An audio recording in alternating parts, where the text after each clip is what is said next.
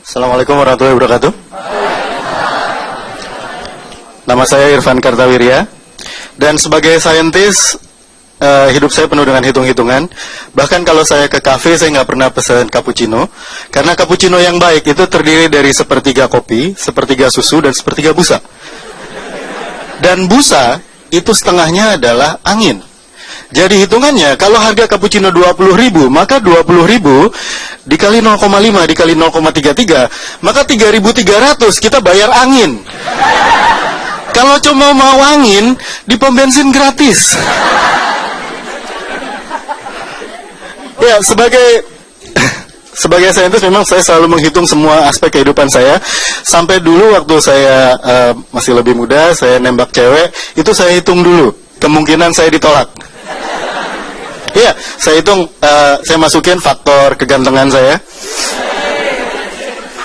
Angkanya agak lumayan. Waktu itu. Terus kecocokan saya sama dia. Saya Taurus, dia Aries. Kita sama-sama hewan mamah biak, cocok lah. Dan ternyata, menurut perhitungan saya, 96,8% kemungkinan saya ditolak. Ya, sebagai laki-laki sejati saya maju terus. Dan alhamdulillah hitungan saya benar. Nah, sebagai saintis, integritas akademik saya terjaga. Karena hitungan saya benar. Sebagai laki-laki saya melakukan semua hal yang dilakukan laki-laki kalau ditolak cintanya. Dengerin Kahitna berhari-hari.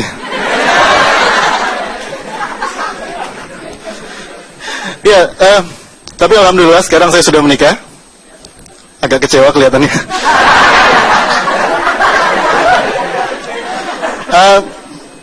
Ya, kalian hidup jangan cuma mikirin masalah jodoh ya. Materi cuma tentang jomblo yang dipikirin setiap hari gitu. Tenang. Kalau kalian jomblo, coba saya mau denger dulu suaranya kalian jomblo. Wih, enggak ngaku. Iya, tenang. Kalau kalian jomblo, jangan khawatir. Menurut data dari Biro Pusat Statistik, di tahun 2010, penduduk Jakarta yang jomblo di usia produktif, jadi antara umur 15 sampai 25 tahun, itu ada 1,8 juta jiwa. Jadi tenang, kalian tidak sendiri. Kalian sendiri-sendiri.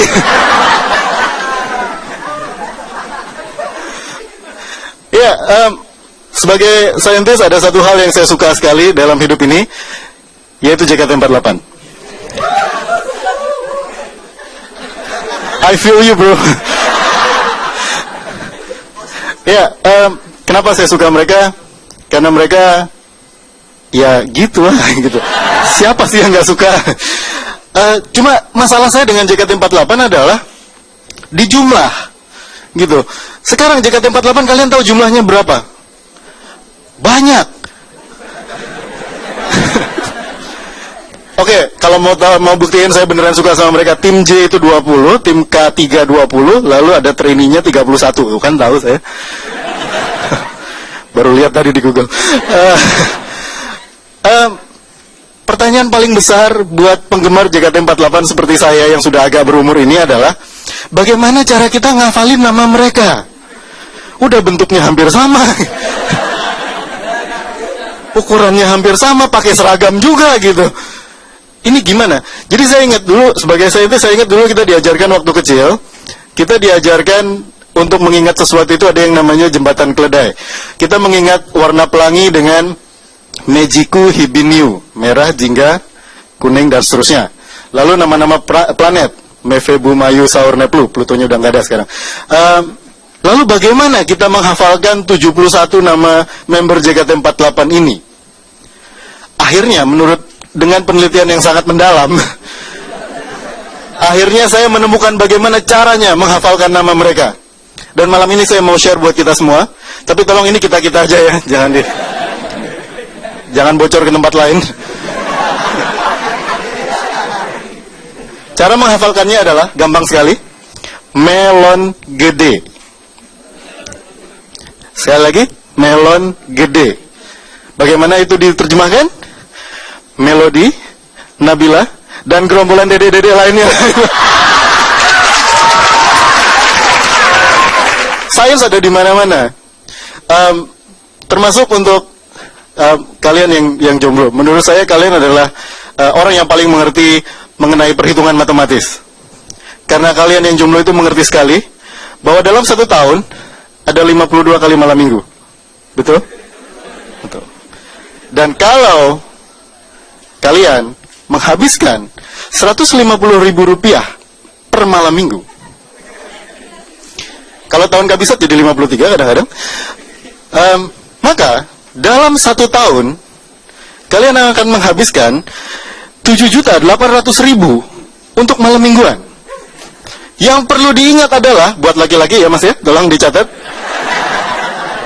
Ini artinya kalian menghabiskan Rp7.800.000 per tahun untuk ngejajanin anak orang yang belum tentu jadi. Rugi. Ngomongin masalah jajan, salah satu jajanan yang saya paling suka adalah bubur ayam. Dan malam ini saya mau bacakan sebuah tinjauan ilmiah bubur ayam yang telah saya tulis dan saya persiapkan berhari-hari khusus untuk Metro TV.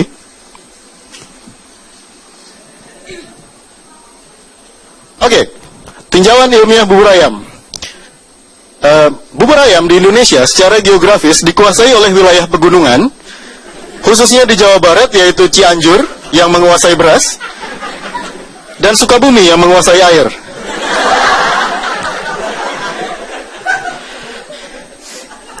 Tapi di antara dominasi bubur ayam dari daerah pegunungan tersebut, tiba-tiba muncul bubur ayam Cirebon. Bubur ayam Cirebon adalah satu-satunya bubur ayam yang muncul dari kawasan Pantura. Dan karena menggunakan identitas Pantura, bubur Cirebon cenderung lebih encer sehingga lebih mudah digoyang.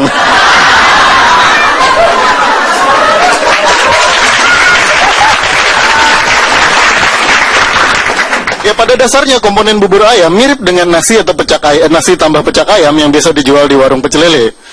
Pecel lele kok jual ayam. Bedanya dalam nasi ditambah pecak ayam yang digunakan itu 1/4 ekor, bisa paha atau dada. Udah mas, nggak usah dibayangin. Sementara itu berdasarkan pengamatan, ayam yang digunakan untuk bubur biasanya diambil dari setengah dari 1/4. Jadi artinya satu bubur ayam isinya hanya 1/8 ekor ayam. Dan kenapa hanya 1/8? Ini karena diameter mangkok dari bubur ayam itu adalah 11,5 cm dengan kedalaman 6 cm. Sehingga tidak mungkin diisi sampai penuh, karena kalau terlalu penuh, manuver yang penuh goyangan akan menyebabkan kerupuknya jatuh kemana-mana. Terima kasih, saya Irfan Kartawirya. Assalamualaikum warahmatullahi wabarakatuh.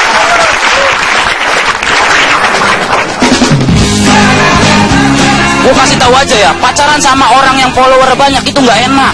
Lu pacarannya nggak manggil sayang, manggil mimin, dikira admin.